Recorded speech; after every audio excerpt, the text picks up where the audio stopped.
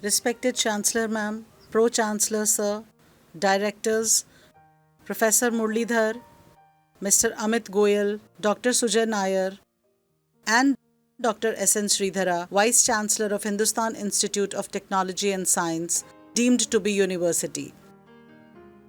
I extend a very warm welcome to everyone and a very good morning from CODE, the Center for Open and Digital Education. To give you all a little background, we started this series of Teacher 4.0 in the month of September to mark the celebration of Teachers' Day. In the first episode, we discussed what is Teacher 4.0 and also discussed about the evolution of Teacher 1.0, the mother to Teacher 4.0. We also discussed how the pandemic has changed the teaching learning scenario across the globe. As we all foresee that the new normal in education and the way forward is hybrid learning, pandemic or no pandemic, it is not going to make any difference. So, today in episode 2 of Teacher 4.0, our focus will be on hybrid learning, how the present day teacher can adapt to the concept of hybrid learning, the pros and cons, and the challenges faced by the teachers. To discuss this, I have three eminent people from the education sector. The first speaker of the day is Professor Dr. Murlidhar Miraya from Shibaura Institute of Technology, Tokyo, Japan. Dr. Murlidhar is a member of Board of Counselor and former Deputy President of Shibaura Institute of Technology and is a professor at the Graduate School of Science and Engineering. Beside many technology developments, he has also contributed to develop technology for the development of DC superconducting cable for railway system applications. He has authored and co-authored more than 500 research items, including patents, books, review articles, press releases, etc. He holds several Japanese national and international patents and awards. To name a few awards from the long list, he has to his credit Young Scientist Project Award by DST Government of India in the year 1995, the Railway Technical Research Institute Award in the year 2012, and the most prestigious Pravasi Bharatiya Samman Award by the President of India in the year 2021. He is also an editor-in-chief and editorial board member of several international journals. Currently, he is adjunct professor, visiting professor, and international advisor for several universities worldwide. Welcome, Dr. Murlidhar, to the panel. The second speaker for today is Mr. Amit Goyal. He heads the Southeast Asia for edX. Amit Goyal is the India and Southeast Asia head for edX, world's largest e-learning platform, founded by MIT and Harvard University. Amit holds a bachelor's degree in IT and business from Oxford Brookes University. Along with this, he has various IT and business certifications from the World Bank, MIT, IIM, Microsoft, etc. Prior to edX, Amit was the head of education solutions business for Samsung India and was also credited for launching the world's cheapest tablet PC Akash for the Indian government. Amit also chairs the IoT India Congress and advises various governments around the world for education policies. Welcome, Amit. And the third speaker of the day is Dr. Sujay Nair, the Chief Product Officer from iNurture Education Solutions. From Canada to India, from engineering to media, Dr. Nair's varied and interesting upbringing and education has served as a prelude to his career profile. He is currently the Chief Product Officer at iNurture Education, where he has been instrumental in institutionalizing robust industry collaborative learning strategies, including industry immersion programs, employability enhancement programs, internships and placements, centers of excellence in new age domains, etc. Dr. Nair was the founding dean of two key global education initiatives undertaken by iNurture Education, Hetic School of Digital Leadership, Paris, and Blockchain Education, University of Nicosia, Cyprus. Highlight of Dr. Nair's career is marked by his contribution to the Indian Cyber Warfare Group of Indian Armed Forces. Dr. Nair is also closely connected with the National Education Policy 2020 and its implementation across the higher education institutes in India. Nair's work experience is dotted with high-profile editorial positions at top Indian media companies, including the Times of India 9.9 Media and many others. Prior to this, Dr. Nair has worked with Bell Canada and Protect Solutions in Canada and Middle East. In a career spanning over 28 years, he has worked across the Middle East, US, and Europe. Dr. Nair is a computer science graduate from Bangalore University, MBA from Portsmouth University, UK, and his PhD research is in the area of artificial intelligence and robotics, which is very contemporary these days. He also holds certifications from various academic institutions. Welcome, Dr. Sujay.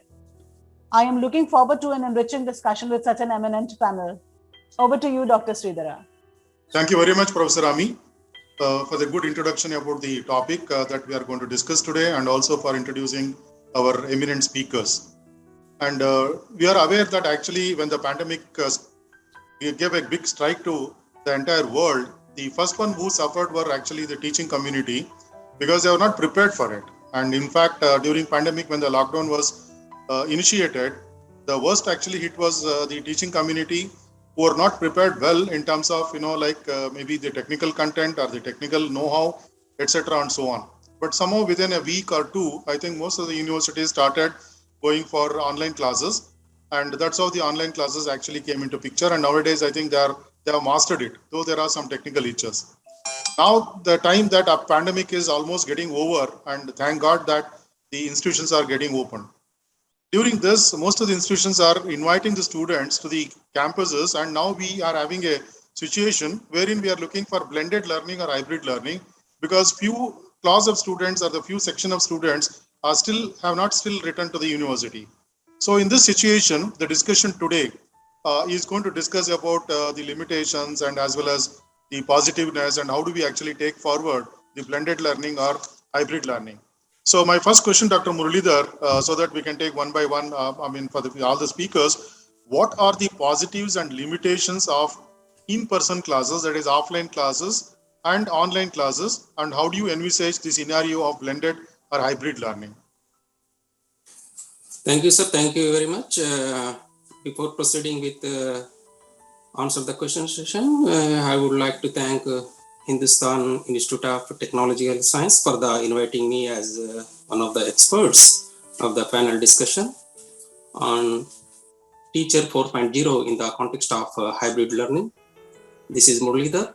I am the material scientist working on development of ITC superconducting supermagnets for the day-to-life applications. I have been in Japan more than 25 years in various positions, including Deputy President of SIT. Now I am member of the Board of Counselor at SIT in Japan.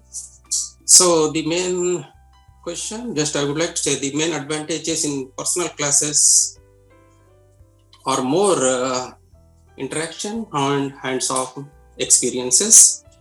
A classroom environment offers students the opportunity to have a face-to-face interactions with help to student-student interaction, student-teacher interaction, and student content interaction. This will be add several benefits to the students. For example, students get a chance to form friendships, not only the classmates, but they can form bodies from the seniors and juniors as well as co-workers. Build up the competitiveness spirit for their students. In the case of higher learning, pupils can find potential lifelong professional connections. On the other hand, students did not understand something in the class hours. They can discuss with the teachers after the class hours. Students can participate and enjoy several school activities along their studies. But the disadvantages like no flexibility. Students must follow the predominant class schedule and subjects. There is no chance for their personal schedule around the school hours. Hands-on experience. For example, in this classroom, students get the opportunity to hands-on structural learning during the classmates and also class teachers, but disadvantaged students must be travel to the schools. However, online classes are several advantages.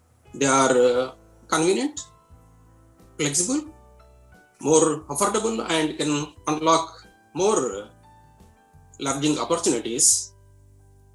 However, there are several disadvantages such as creating a sense of isolation, especially what we see in the pandemic, requires self-discipline. Students spend more time on the screens. But when we are thinking, like when we look for the blended or hybrid learning, both face-to-face and online learning have their benefits and weaknesses. The goal of hybrid learning is to combine the two formats to create a singular learning experience without any weak spots. The benefits of hybrid learnings are, one can make it like plenty. For example, a flexible learning experiences, synchronized communication opportunities, the freedom of independence academic exploration, more efficient use of resources. Further, with a blended or hybrid learning, a teacher can accurately access the knowledge of the student has gained and can provide him e-material to explain more and more efficiently. Furthermore, teachers and students remain more engaged with each other.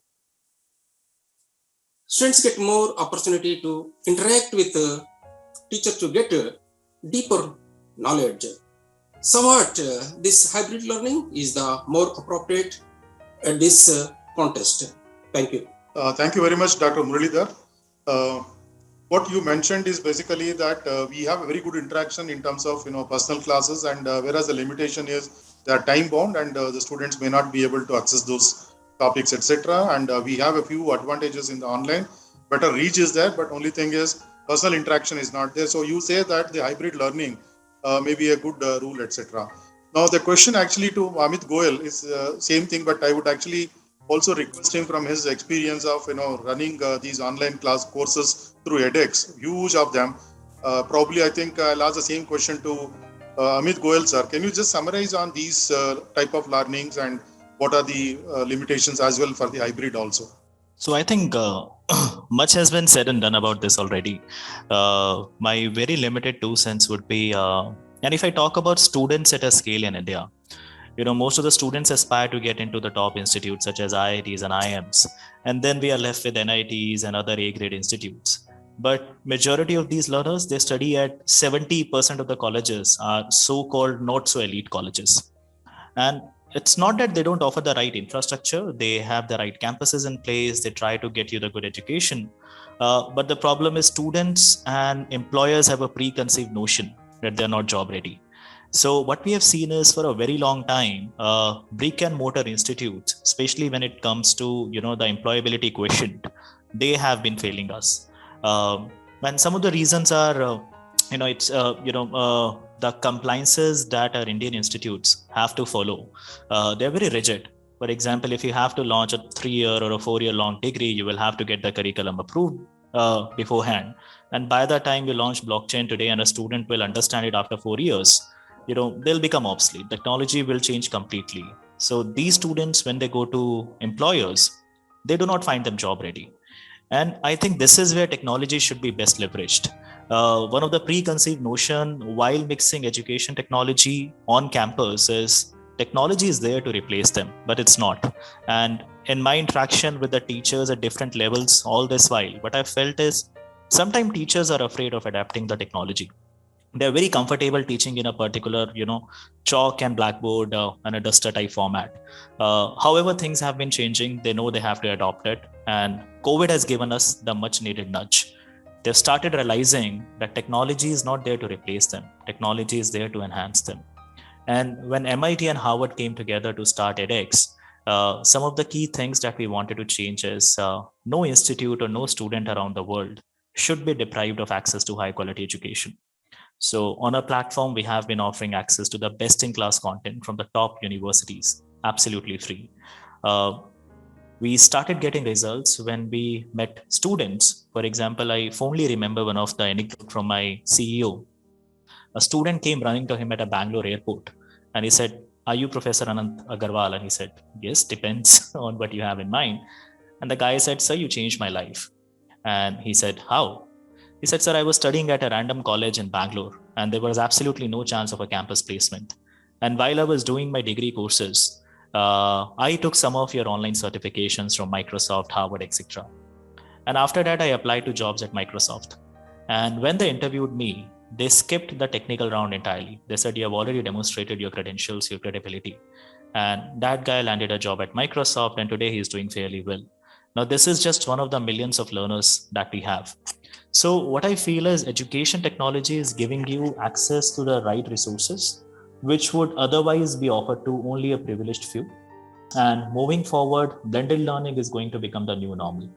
As of now, what we see is during COVID, when the campuses were shut, students were somewhat forced, faculties were somewhat forced to adopt to completely online learning. But the trend is changing. The campuses are opening soon. And what we see is another 3 to 4 years down the line, it will be 50-50, 50% online, 50% offline, and the blended will be the new normal. So students would be able to learn from the experiences of rich professors such as Muralidharan and yourself. So if you want to teach something, then they could read the exact same thing from the books as well. But what they wish to learn is through your experiences, right? Through the practical case studies. So I think this is what's going to be the new normal. So that's it. Thank you, Mr. Amit. I think you put it very rightly. Because of these types of courses, I think many remote, the colleges, students in the remote colleges actually accessed many good instructors as well, not only the teaching material, because Right. I think first time in their life, they would have seen a very good teacher who will be teaching that particular subject in a very professional way, which maybe, industry-oriented approach would be there. And then taking on to Dr. Sujay Nair, sir, the same question to you again.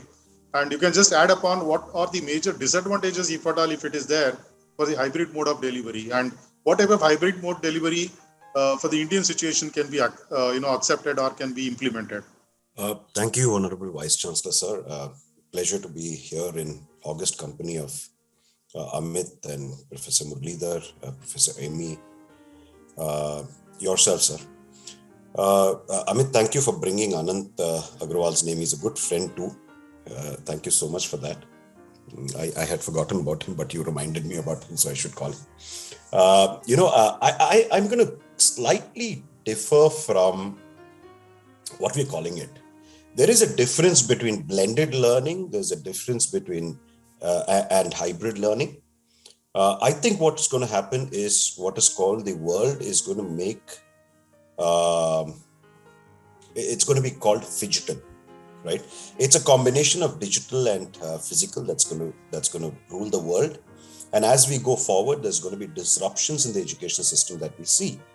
Hybrid learning is more about the choice of learning, the power of learning in the hands of the student, and blended is an approach from the educator's perspective. Both very, very strong concepts. If you don't mind, I would like to show you a small couple of slides. There was an AICTE conference and I'd given this presentation there. I'll quickly run through this. There's no coming back, of course. COVID, as Mr. Amit said, has changed the way the world looks at education, right? There's no coming back from COVID. But that's not the only thing which is moving things to a blended or a hybrid mode, though it is used interchangeably. What's happening is there is a lot of forces in the world that is changing, and that is giving rise to what is the education system, and that's going to drive education system today.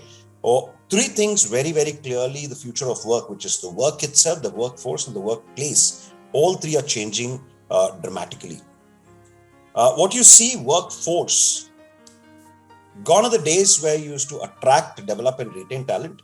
Today, organizations are accessing talent, curating talent, and engaging with talent to get the work done, right? So move from organization employees towards contractors, gig workers, and finally crowdsourcing, and that's happening very, very soon. We're seeing it right around us, right? The workplace itself is changing, and pandemic has supercharged that, supersped that, right? The physical interaction has given rise to physical virtual interactions, and virtual interactions are going to be very, very important now. So the importance of workplace is getting redefined, right? And then, of course, the work itself is changing. We have seen almost 65% of all job roles require newer skills every 3 years, which essentially means that a student that gets into engineering today, by the time he gets out, those skills are already outdated. That's what future of work is for a student who gets into engineering. Now, the pressure is on us teachers what do we teach our students? That's what is going to happen. So the mode has moved now to phygital, and that's going to change the way it is. That's going to be the new world order, the next frontier, as you might call it, the convergence of physical and digital, where the positive aspects of physical infrastructure and experience will integrate with the opportunities and usefulness of technology, where there's an experience of mobile, and that increases student mobility, right? Where learning happens seamlessly between physical and digital, blurring the boundaries of physical and digital, right? Augmented and reality, mixed reality is going to become mainstream. And very quickly, I want to move to another set of thoughts which you said, you asked Vice Chancellor, that the disadvantages of a blended mode is very, very few, if you ask me.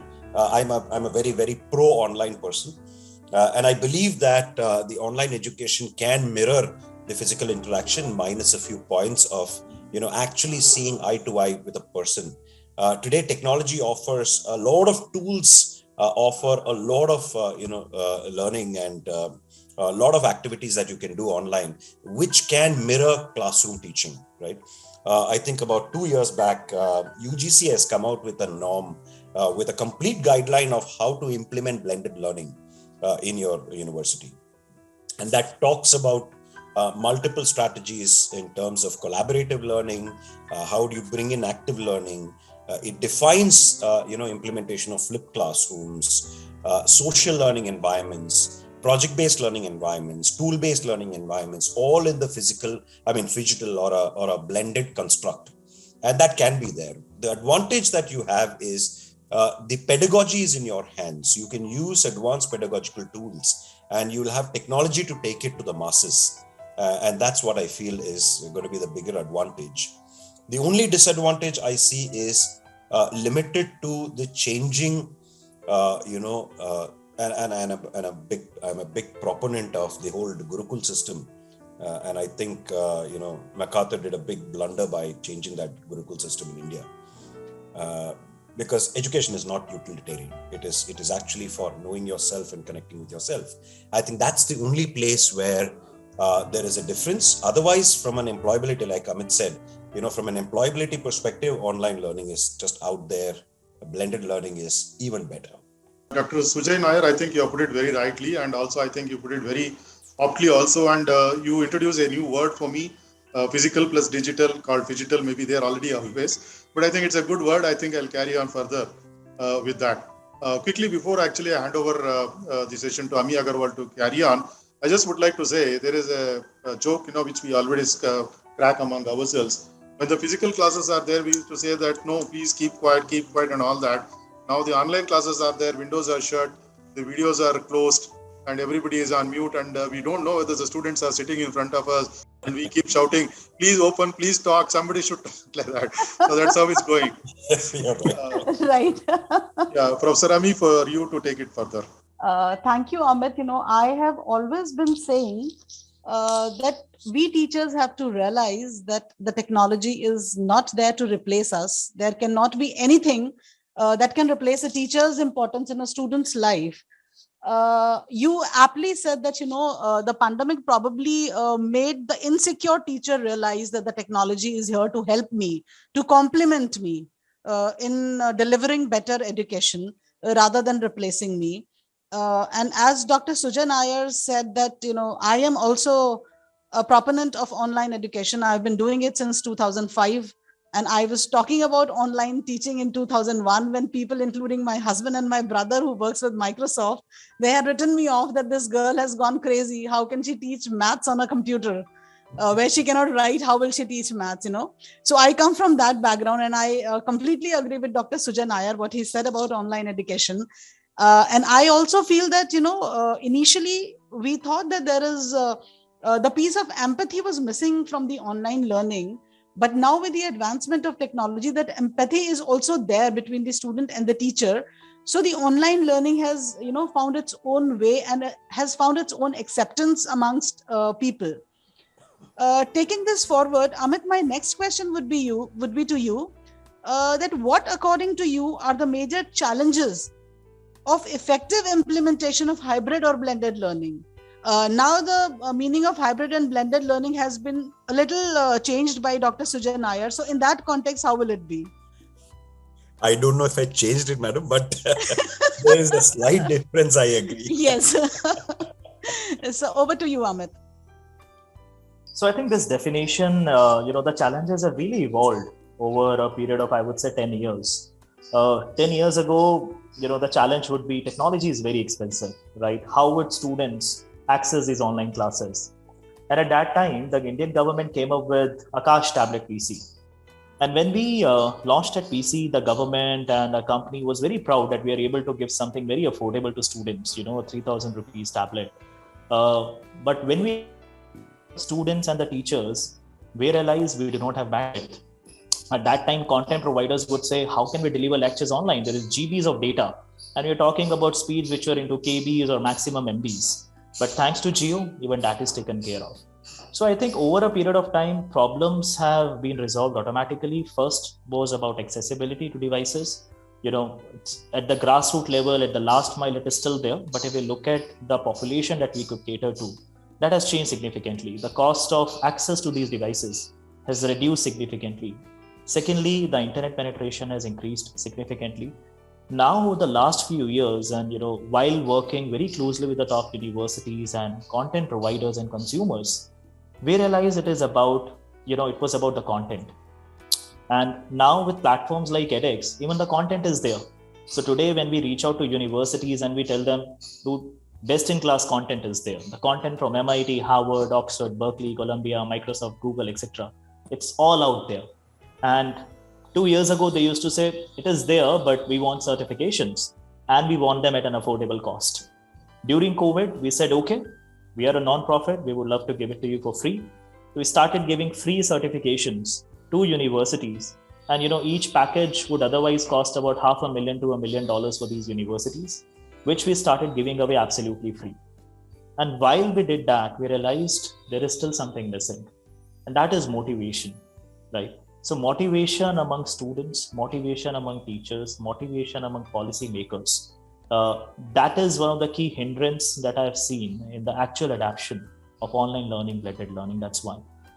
It is also directly related to the recognition, right? Because as a professor, you might be highly motivated to offer something from a top institute. But in order to go to the extra mile, will you be getting anything in return? Will you be getting any other recognition? Will your students be getting anything else in return? So now I think edtech players like us are trying to bridge this gap. We're trying to give academic recognition as well as professional recognitions. So organizations like us, what we are doing is, if your students are taking online courses on edX platform, discount towards their degrees, they get credit back. For example, if someone wants to learn, do a master's degree at MIT or IIM or any of the top institute, they can go online on the platform, take a free course, or if they go for a paid certificate option, whatever certifications they complete, they will count towards their degrees. So for example, as a student, if I'm interested to get a master's from a top institute, I could cover at least 30 to 40% of the degree at a very small fraction of cost online, and I will get university credits for it. So that will reduce my on-campus cost by about 30 to 40%, and my on-campus time by about 3 to 6 months, about 6 to 10 months. So about 25% to 40% of your own campus time and duration will be reduced. The second stigma which was associated was about the professional recognition. They'll say, "Ha, ye sab to theek hai, but degree to degree hoti hai." So the employers, they want access to, they want to see credentials in your profile, they want to see degrees. But even that is changing. So we have a consortium of top 100, Fortune 100 companies. We have the CLOs of those Fortune 100 companies who are on our advisory board. And they tell us that this trend is also changing.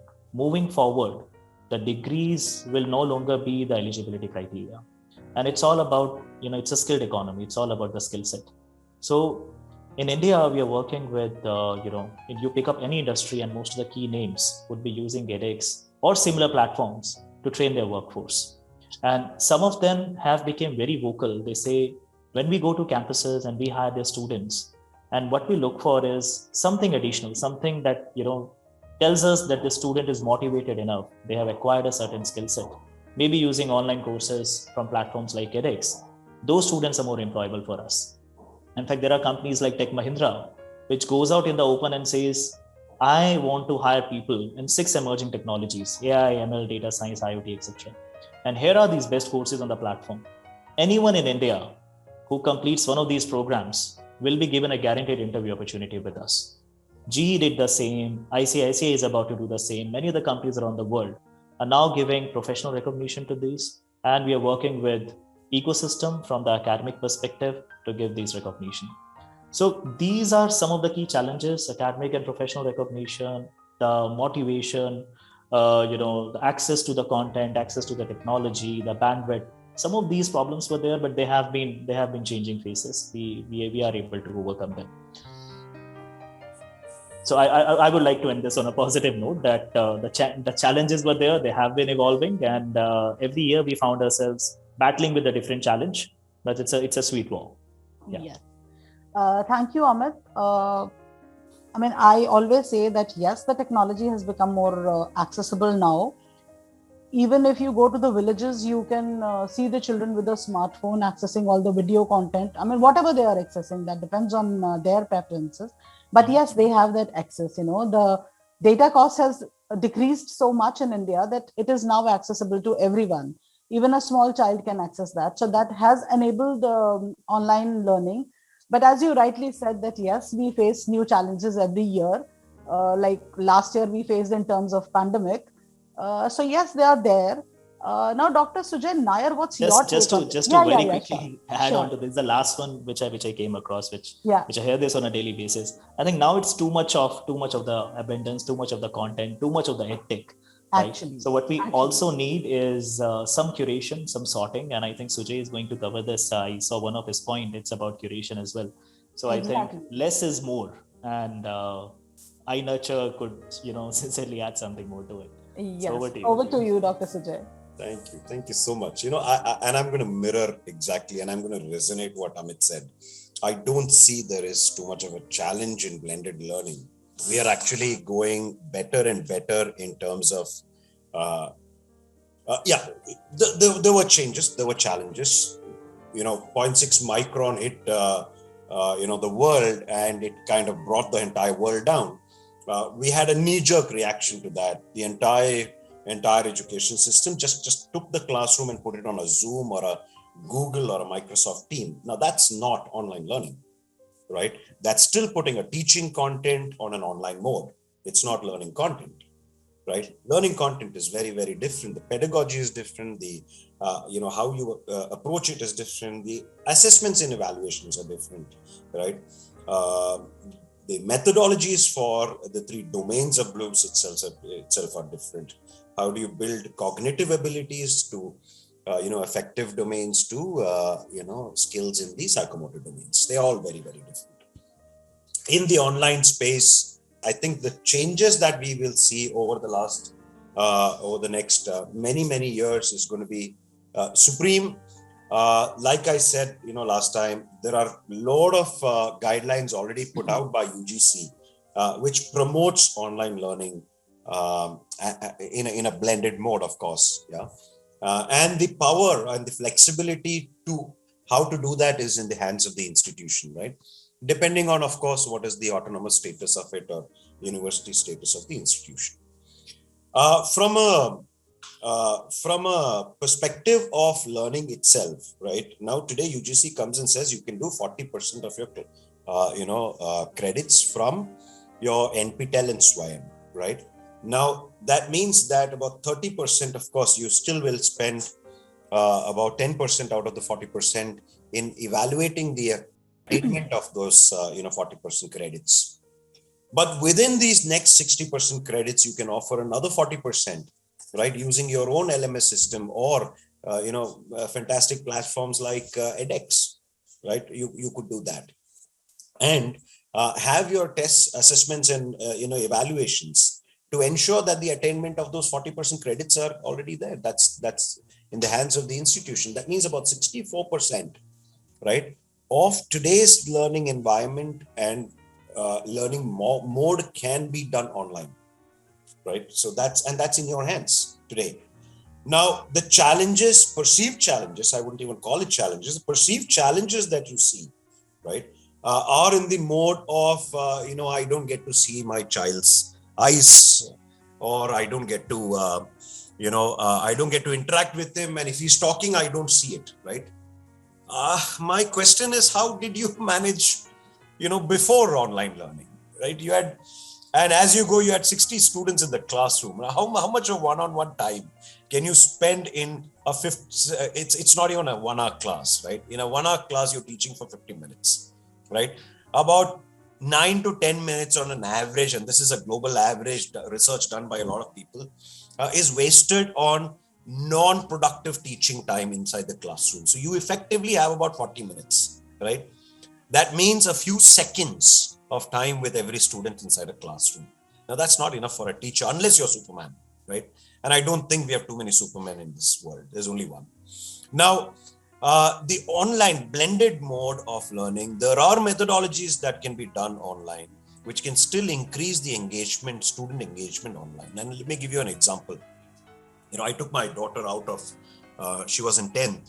Last year, I took my daughter out of CBSE schools. I said, I don't want her to do CBSE. And I put her into Oxford, the Oxford in UK. And Oxford, till 2023 Jan, offers online classrooms on simple Canvas, LMS system. But the pedagogies, online pedagogy, the digital pedagogy that they use is so fantastic. Now, she is in a classroom, sitting in a room, but inside a classroom without actually opening even the computer, right? For almost 7 to 9 hours a day. That means something has motivated her to learn for 7 to 9 hours in a day. And her effective time on the LMS is about an hour and a half. Now, another big challenge that, and I've seen multiple forums, I've been there in multiple forums, they say, oh, you're going to promote, more digital and more screen time for my student. I'm sorry, we're not, right? My daughter does not spend more than an hour and a half on Canvas, right? And spends the rest of the, 7 to 9 hours on her learning strategies because there is a motivation to do that.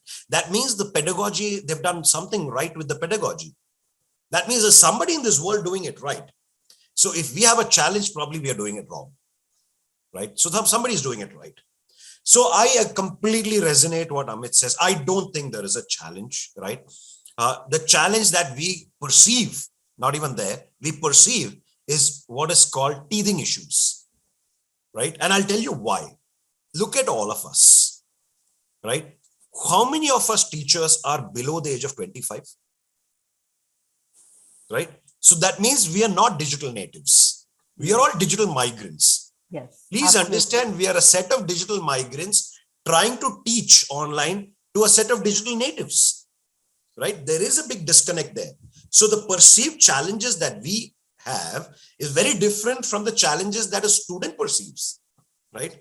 So somebody has to go ask the student, right? Don't ask the student, are you enjoying online class? Because they'll tell you no, right?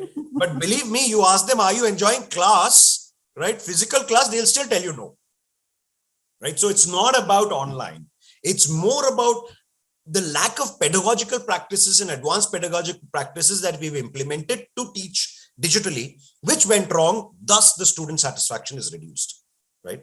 So my answer, madam, is while there are no challenges, I think there are a lot of opportunities, right, for us to improve our digital strategies, infrastructure, tools that we use, our learning, content itself, because we are still teaching content and putting it online. That's not going to work.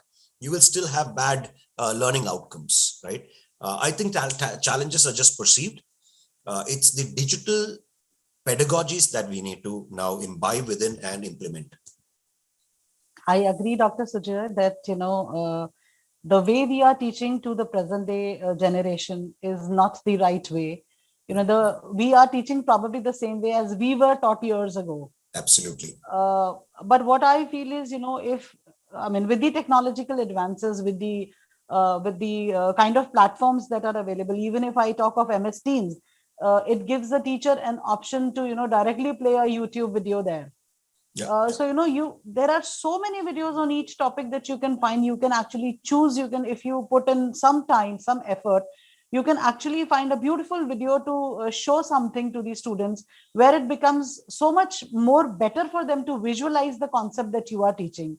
And we all know that when we speak about a concept, and when we show something, the showing is always getting better results for us. So yes, the technology, we have to adapt to the technology. The students are already there. Whether we show them a YouTube video or not, they are already there with the YouTube videos. Madam, Yes. I'll tell you, you're bang on. I'll tell you what is the challenge. And today, we don't realize, but we keep saying, role of a teacher is changing, role of an institution is changing. But you go, wake up early in the morning and ask yourself in the mirror, do you really believe that? No, we don't. As teachers, we don't.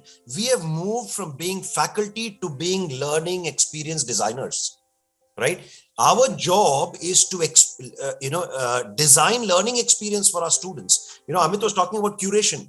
Student does not know, right, which video is the right video for him to learn a particular concept. Exactly. Right? That is where the teacher's role is. It's our job to curate those, put it in the nice package and hand it over to them with the right pedagogical practice, with the right learning assessment. I'll tell you, it's about time that we, and there are a lot of changes happening already in the NEP and all that, the test assessments and evaluations have to change.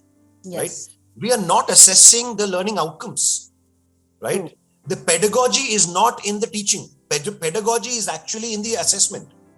Actually, that is what completes the learning circle. So its pedagogical practices is not actually in the teaching. It's actually resides in assessments. Yes. How much have you put across to the students? That is what is more important. Absolutely. And when you have mentioned the outcome assessments, I will quickly ask Dr. Sridhara to comment on this, because he is an outcome-based education expert. So just a quick comment from you, sir. Yeah, Professor Ami, I think we are hearing to Dr. Sujay Nair and Mr. Amit Goyal. I think they're speaking very nicely on the issues which actually are not envisaged by this public and as well as the social media. It's quite evident that actually the pedagogical practices, actually it has not reached the level which it should have been. Even the pandemic has not taught us, especially the faculty members. And when we come to the OBE, though the OBE practices are there, outcome-based education practices are there, most of the institutions, including many which have got very good, grade in NAAC or NBA or something, they'll be going by a mechanical device in which we say that these are the outcomes which we are looking from thing, and then we give the conventional question papers and we see that whether the students reach up to that level and then say these are the OBE practices. What Dr. Sujay Nair is telling is something different beyond that. I think I will have a different question to him later in my coming question, so that he may prepare now itself to tell what exactly is that. Good. So I would like Dr. Muralidhar also to, speak about the challenges that are faced on the implementation.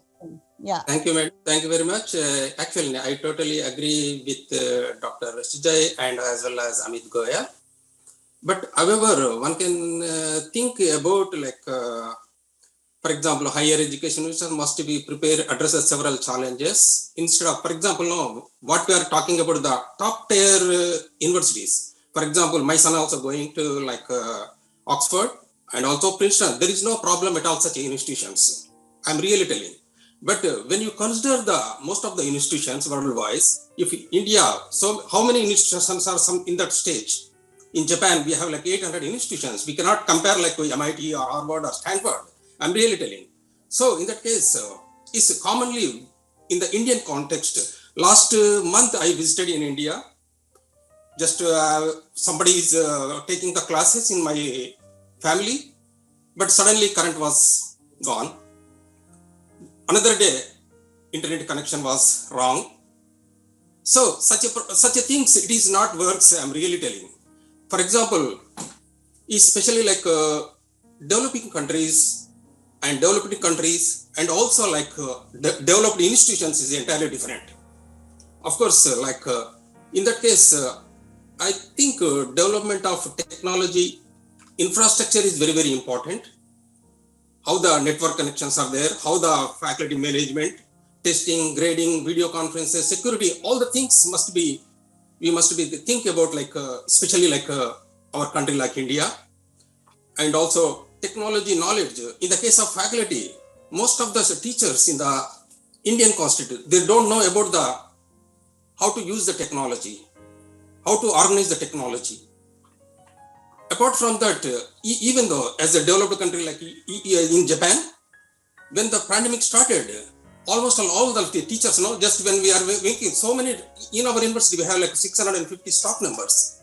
More than 450 faculty members are made it like, they want special classes. Eventually, we get the faculty developmental workshops every week once, then successfully we run the program. But even though course designing structures also is on the basis of internet, they must be make it the special type of things. Need survey of your student. Even though in the Japan, before the pandemic, just we send a questionnaire. How many people are having computers or laptops or data plans?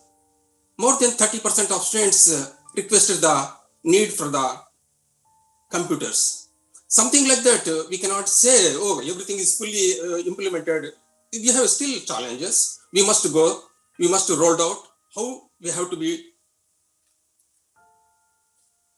things like that. So I think, of course, almost most of the institutions like developed countries and also developed institutions like top institutions, there is no problem. But when you think about India and Indian universities, we must be think about I think we need the challenges. In this case, political leaders are very, very important. Political parties must be support financially for the institutions.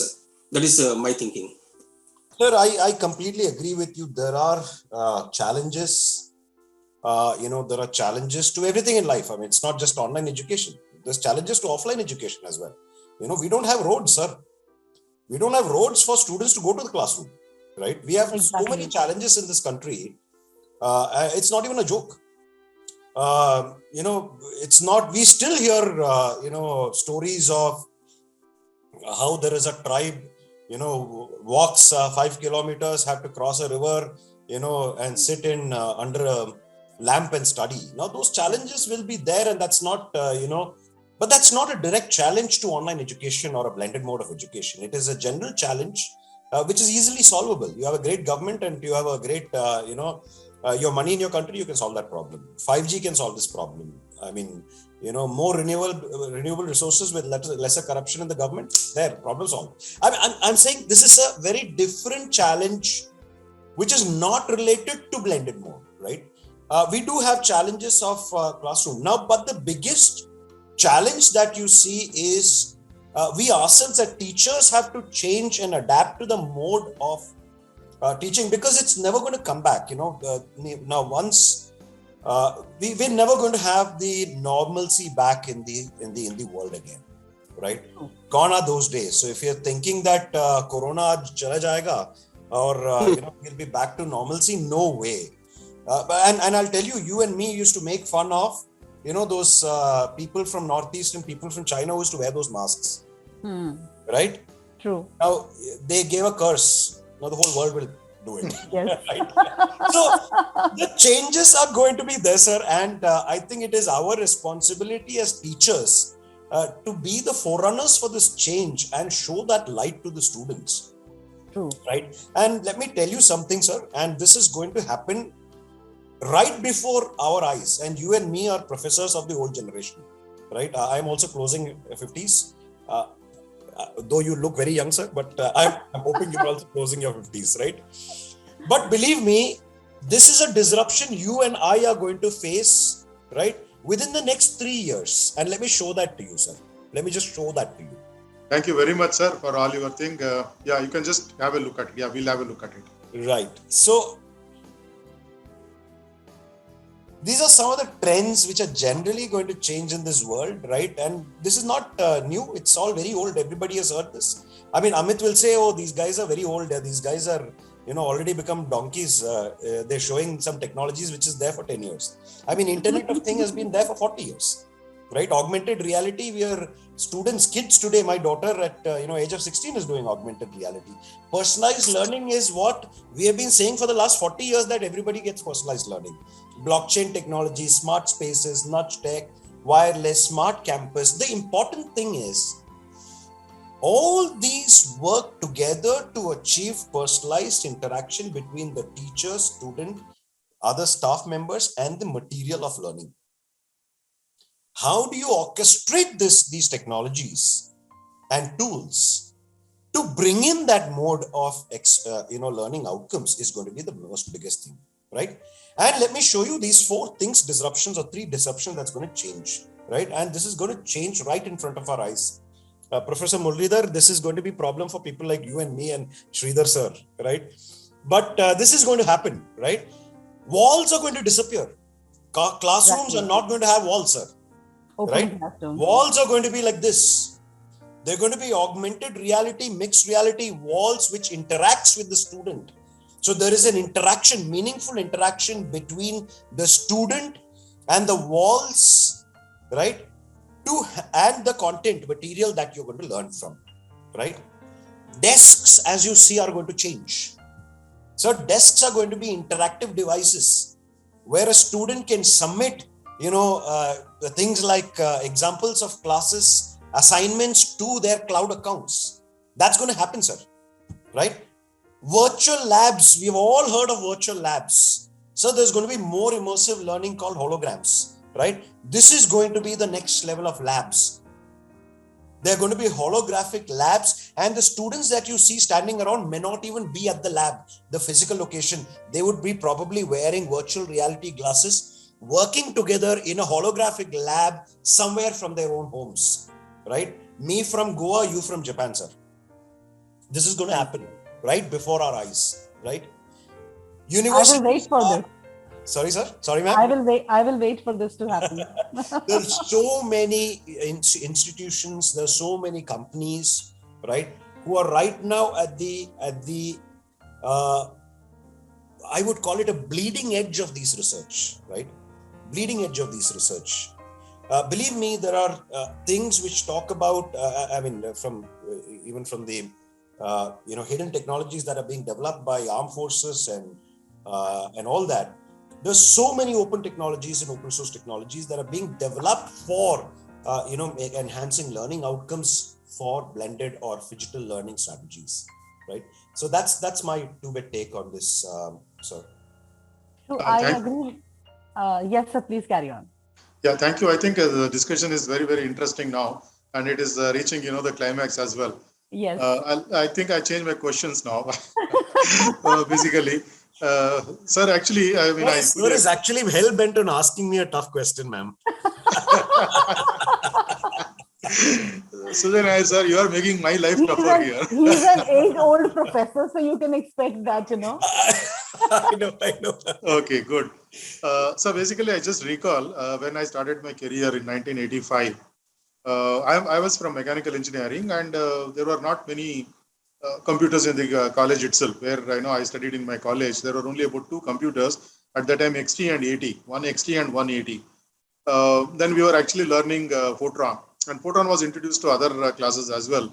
So immediately I took a challenge. I learned Fortran myself. I bought one AT for 25,000 rupees at that time, 1985. It was, I don't know what is the cost at present for that, for my home, so that I can learn better before I go to the classrooms. And then I just taught it. But even today, I think, as you mentioned, Dr. Sujay and also Mr. Amit, that the teachers are having some phobia for using technology. And this phobia is making us actually, in limiting everything. And especially when I say that for my teachers, like, okay, you teach this using simulation, etc. and so on, immediately the mechanical background, electrical background, and also the civil background people will say, no, I don't know how exactly to use it. So that is one type of phobia they have. I'm not actually blaming, that's a type of, the inhibition they have within themselves. Similarly, the arts subject teachers also say that, no, we are very good at, writing something on the board and physical thing. So my question to you, sir, actually, Sujay Nair, I'll start with you now. How do institutes and faculty must prepare themselves to reap the benefit of technology for effective pedagogical deliveries? You mentioned about the example of your own daughter. Maybe from there you can pick up and then tell us. And I think most of us will be benefited from this. Right. So there are three kind of teachers in this world. I mean, I would probably blame it first on myself. The first set of teacher is somebody like me, right, who probably does not understand so much of teaching, probably does not understand so much of technology, probably does not understand so much of assessments and evaluation. So I'm putting myself in the worst light. Now, the moment you tell me to change, I will be the first one to resist, right? It's not that I don't want to change. I am scared of being exposed, right? Because I am 20 plus years, I'm a professor rank, I'm an HOD, I'm a, dean, director of a school, whatever, right?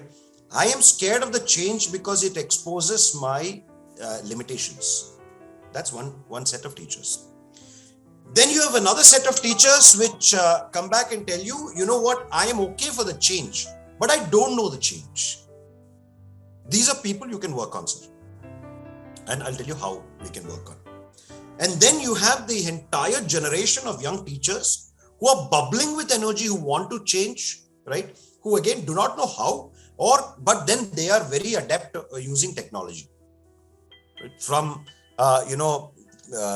liberal arts teachers to non-tech teachers to technology teachers, they all digital natives are just about that edge of digital nativeness, right?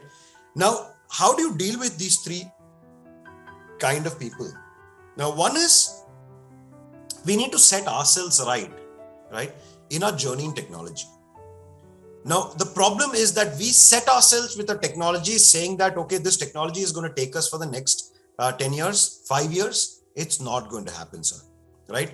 Moore's law died 10 years back, right? The very fact that, number of, whatever, Amit would know it much better than me, number of transistors in a fab, in a fabrication, right, doubles every 18 months. So now it doubles every 6 months, right? There is a new version of, security updates for a Microsoft or even a Mac now, right? Every 2 weeks, right? Technology changes that fast. The tools and technologies related to teaching the student changes really that fast. Now, what happens here is we set ourselves with technology as the main thing. No, the strategy has to be the main aspect. Technologies will come and go. Today, you will probably use about 10 different LMSs to teach your students. Some using external, entities and institutions like edX, for example, right? How do you bring edX learning content, right, into your education system and provide it to your students, right? Do you have your technology for that? Do you have your APIs open for that, right? And then you can tell the teacher, okay, now guys, this is the way to do it. One is, you have, let's say, 1 credit, 15 hours to teach, right? Into 4 credits, 60 hours to teach. Now, first of all, first 24 hours of your credit can be done online, right? With, excellent content from edX and NPTEL or Swayam, or you take any, online learning platforms, right? And what you need to do is to prove that students have done this by using the right assessment methodologies. Second is to empower them with a set of assessments and tools. Sir, I do a simple technique and I also manage a large engineering campus with about 6,000 students, 300 faculty, sir. Let me tell you what I did. I said there are 6 levels of Bloom's taxonomy, right? Cognitive domain, right? For each domain, you identify 6 tools, assessment schemas. Write your rubrics for it, right? So you have 6 into 6, 36 assessment tools that you can use. Now you divide your entire schema into 2 parts. You do a 50-50, university assessment versus continuous assessment, right? Now you've created rubrics for your assessment. That means if your learning outcome is a level 3, applying, 6 different methodologies, and based on your subject, based on the context of the subject, you can choose one of these 6 assessments to ensure that you are assessing the attainment of those outcomes. So basically, that is what gives rise to what your teaching, learning, evaluation plan is. That means your pedagogy resides in assessment.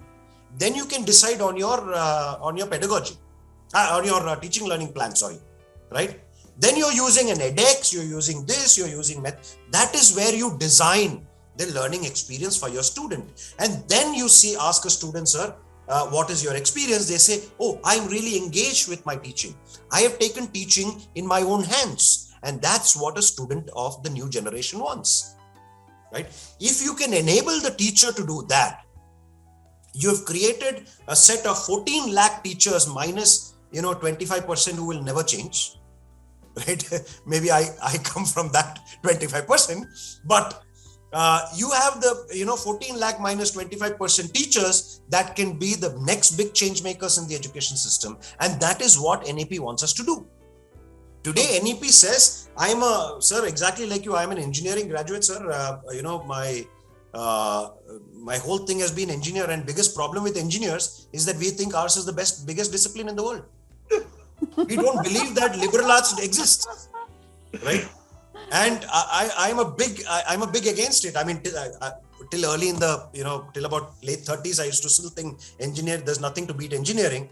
And that's when I got into learning strategies. And that's when I realized, Amit, you should listen to this one.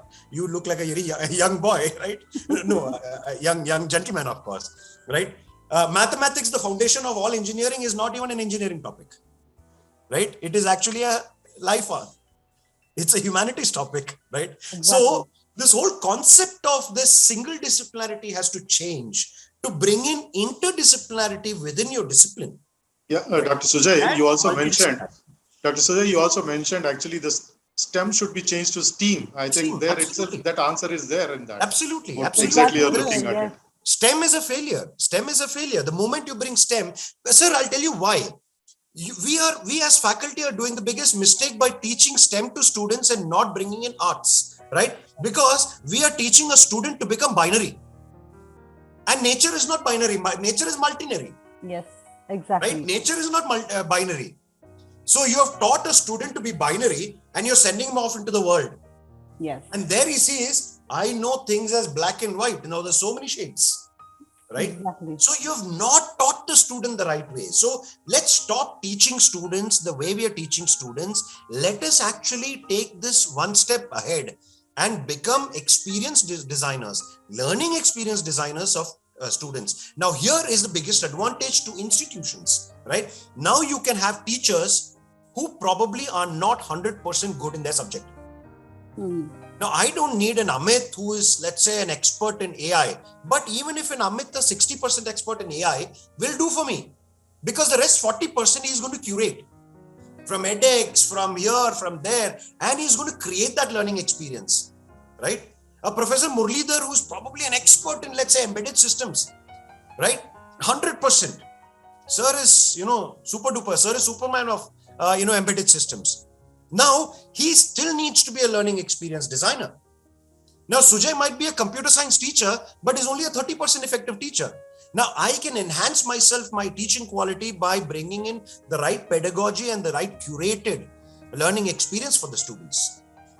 Right? So, bringing in multidisciplinarity into the constructs of academic constructs, right, is going to be the next biggest thing. And that is what NEP also tells you to do. Right? And you have no choice today. Every institution has no choice today but to imbibe digital learning strategies, because otherwise you will never be able to successfully, profitably run an institution which is multidisciplinary in nature. Thank you so much, Dr. Sujay. I think that was a very befitting answer for my question. Basically, how do institutions and actually faculty should prepare themselves? The same question to Dr. Muralidhar, sir. How do you actually envisage this particular question? Thank you, sir. Yeah, actually, no doubt that education revolutions system, in the case of world education, not only one place. To create the future by describing it, learning should get rid of the boundaries of the traditional classroom walls. What Sujay sir is explaining, that is exactly right. For the last 6 years, we are working like project-based learning, PBL programs. In this PBL program, in the world, we are using more than 45 institutions. This program, like a project based, like in the 2 weeks program, students are going to participate in this program. Like each PBL program, not only just one institution, like Malaysia, Indonesia, Singapore, and also India, Europe, something like that. This is like just only based on the technological based thing. There is no doubt, as long as strong enough of technological skills, communication and collaboration skills is developed by the students, automatically they will more successful in the future to develop the problem solving skills. We always insist to our students to participate such a GPBL programs. Of course, all our students will be successful in their career in the blended learning programs, something like that, PBL program, GPBL program, APBL programs, etc. So I think even though recent, several Nobel Prizes have been shared by several peoples in various countries towards one prize. For example, like Dr. Modeve from USA, Carlos from Germany, and Giorgio from Italy, like something like that. It's like PBL programs or GPBL, like it's like multinationals, multi things. It will be create the classroom environment will change automatically. They will be improve their standards different way. So I hope like a new system, like what our government is thinking to the new type of education system, like new education policy 2020 will be support the same thing. I hope it will be more attractive for the future generations and future students. Yeah, thank you, Dr. Muralidhar sir. Quickly to Amit sir, actually, I'll just put it in a different way. You have been associated with many institutions as such, and therefore, in your experience, can you just say that how should institutions should develop themselves or adapt themselves to the present scenario to adopt new pedagogical practices as such?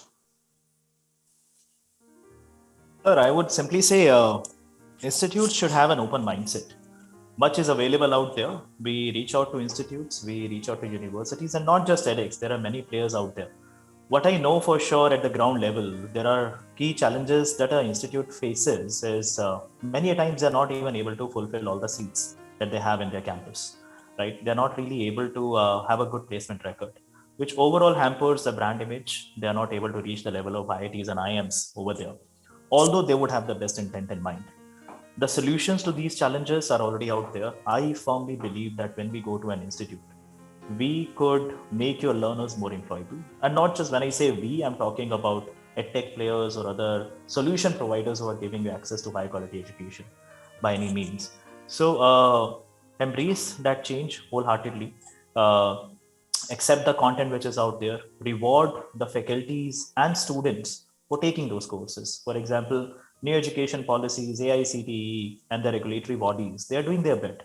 They have made 40% credits, open. Currently, it is just on NPTEL and SWAYAM platform.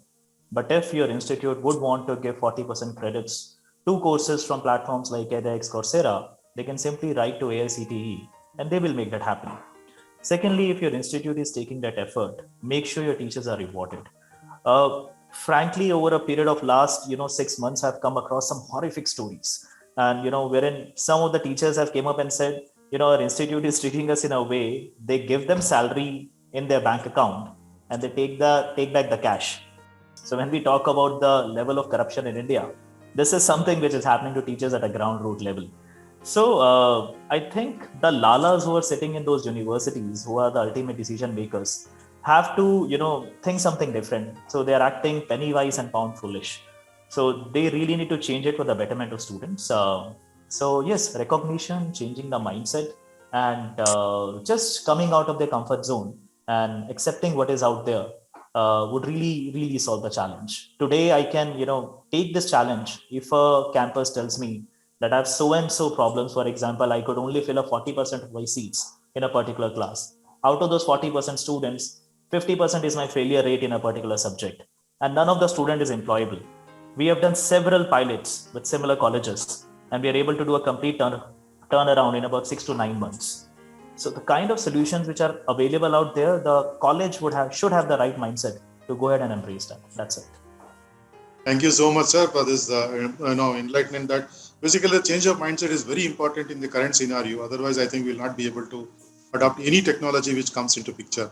Professor Ami, for you now for the next round, I think quickly we can wind up the next round because the time is very short now. Yes. And I think you can take up the next question, please. I think I will not take any question. I will ask you to summarize all this, what we have, because once I start with another question, we will keep on and on. I mean, it doesn't feel that we've been discussing for more than an hour. The discussion is at such an interesting point that it can go up till evening also. And you have somebody like me who will keep talking anyway. Same here. No, quite useful also. Quite useful it was. So one thing I will agree, what we've discussed is that when we say the teachers are teaching on Zoom, and when we say online learning, there is a lot of difference, and we have to understand. We cannot say that, we are doing online learning just by delivering classes on Zoom. On Zoom, what we are delivering is just a classroom, probably shifted to Zoom, but online learning is much, much more than that. That is what I feel. I don't know how sir will agree with me, but that is how I feel. So I think, sir, you should quickly summarize about what everyone said. I mean, you are the best person to do that. And then probably, we'll say thank you and we'll leave all of them for lunch then in that case. Yeah, I think it's a virtual lunch again. Yeah. And, Sujay Nair will Thank you so much. I think the panel discussion was very, very enlightening. And first thing which I would actually, try to take away for me, especially is what Dr. Sujay Nair mentioned, that the differences between blended learning and hybrid learning is small differences between the two, student-centric as well as the institution-centric or the teacher-centric one.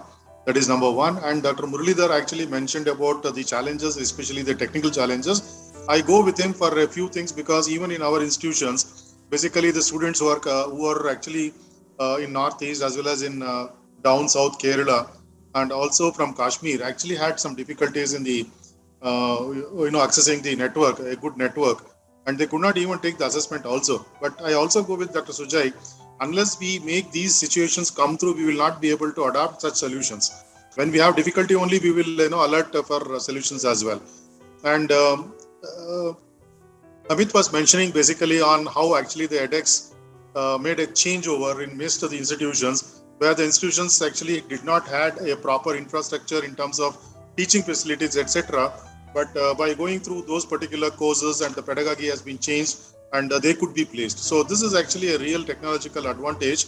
And Jay also mentioned about physical plus digital called Phygital. I think it's a new takeaway point for me, especially. And I think we need to go with that, and we have to go, adapt those things very quickly. And see, there are some challenges which actually I see from hybrid learning as well, which continues even further. Actually, Amit was mentioning about professional recognition of online courses. The mentioning of basically professional recognition of online courses, sometimes I say that though UGC says that you can take so many courses, etc. and all that, being a deemed university, we have made a sort of, BOS, that is a board of studies.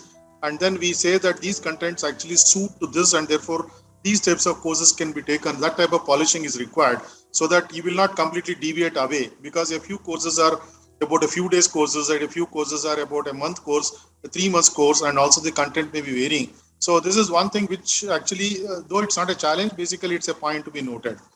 And UGC has permitted about 40% of online classes, but has to be carefully exercised again. And digital mode of education does not mean that the students have to be always focused onto the screen. It's a very good point that was actually brought out from this particular panel.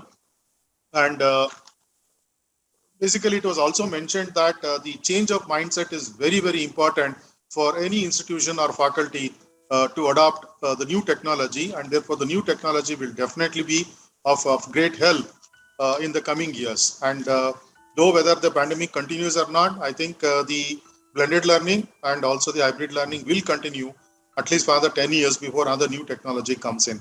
So this is the total takeaway from this discussion. Professor Ami, you can conclude on it. Yes.